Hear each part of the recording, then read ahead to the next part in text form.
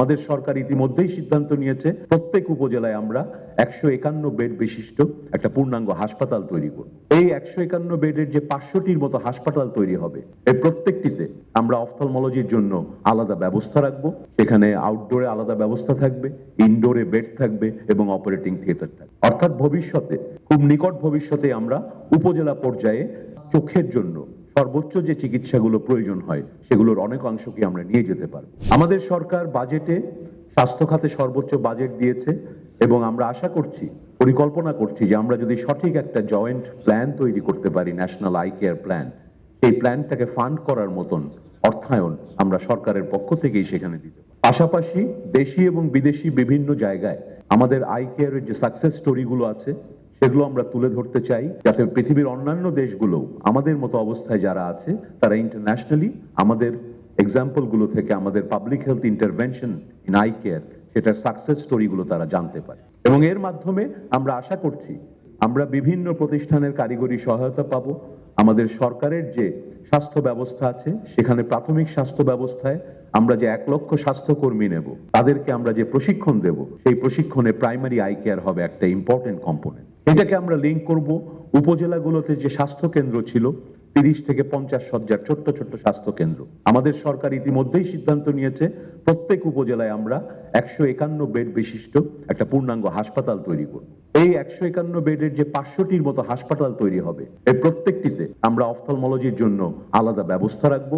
সেখানে আউটডোরে আলাদা ব্যবস্থা থাকবে, ইনডোরে বেড থাকবে এবং অপারেটিং থিয়েটার থাকবে। অর্থাৎ ভবিষ্যতে, খুব নিকট ভবিষ্যতে আমরা উপজেলা পর্যায়ে চোখের জন্য সর্বোচ্চ যে চিকিৎসাগুলো প্রয়োজন হয় সেগুলোর অনেক অংশকে আমরা নিয়ে যেতে পারবো।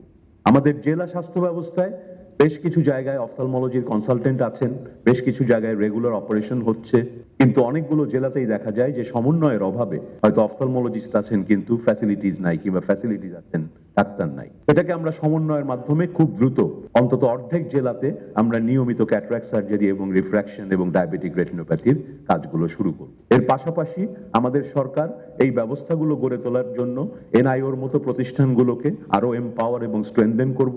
ইতিমধ্যেই এনআইওর সম্প্রসারণের জন্য, এক্সপ্যানশনের জন্য আমরা একটি প্রজেক্ট গ্রহণ করেছি, যেটা অতি সত্বরই শুরু হবে। পাশাপাশি ন্যাশনাল আই কেয়ার এবং এই WHO সহ অন্যান্য প্রতিষ্ঠানগুলোর সাথে সমন্বয়ের ক্ষেত্রে এনআইও ভূমিকা রাখতে পারবে।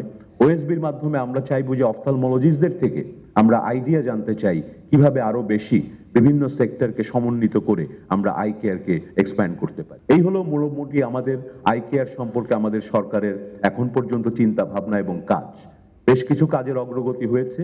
আমাদের এই 180 দিনে আমরা আই কেয়ার থেকে বলতে পারি যে আমরা ন্যাশনালি এবং ইন্টারন্যাশনালি আমাদের সরকারের হাইয়েস্ট লেভেল থেকে এই গ্লোবাল সামিট হোস্ট করার মতো বড় একটা কমিটমেন্ট আমরা অর্জন করতে পেরেছি। এটা আমাদের সরকারের 6 মাসের একটা বড় অর্জন। তৃতীয়ত আমি বলতে পারি ব্যক্তিগতভাবে আমি দায়িত্বে আসার পর গত 6 মাসে যত বেশি সরকারের সঙ্গে আই কেয়ারের এনগেজমেন্ট হয়েছে, আমার বিগত 30-40 বছরের অভিজ্ঞতায় আমি বলতে পারি যে সরকারের সঙ্গে আই কেয়ারের এত ঘন ঘন এবং এত ডাইভার্স এরিয়া নিয়ে এত এনগেজমেন্ট এর আগে কখনো হয়নি এবং এটা চলমান থাকবে। আপনাদের সহযোগিতা পেলে আমাদের সরকার বাংলাদেশের আই কেয়ার একটা যুগান্তকারী পরিবর্তন 3 থেকে 4 বছরের মধ্যে আমরা আনতে পারবো বলে বিশ্বাস করি।